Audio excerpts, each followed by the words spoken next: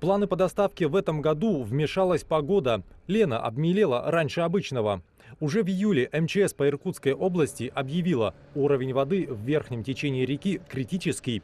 Глубина менее 1,5 метров, а большая часть судов на этом участке не может двигаться при уровне воды ниже 1,20 м. Поэтому снабженцы использовали схему доставки грузов, которая не раз выручала их в подобных ситуациях. Есть часть флота, которая так называемая мелкосидящая часть флота, которая может работать с уровнями воды до 1 метра. Значит, мелкосидящий флот берет груз в Усть-Куте, спускается с этим грузом до установленного места, что сейчас находится в 160 километрах ниже поселка Киринск.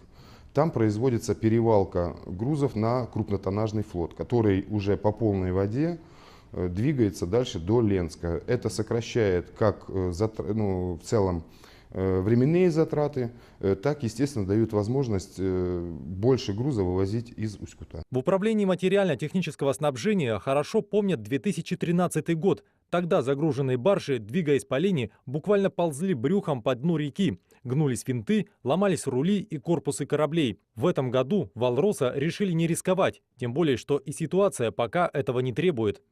Нынешняя кампания по доставке грузов напряженная, но от критической далека.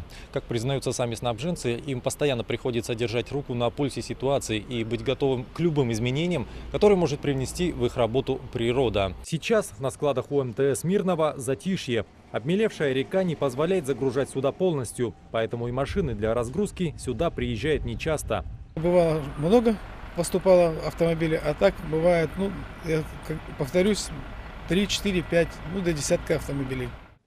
Гидрометеорологи прогнозируют, что со дня на день в верховьях Лены пройдут обильные дожди.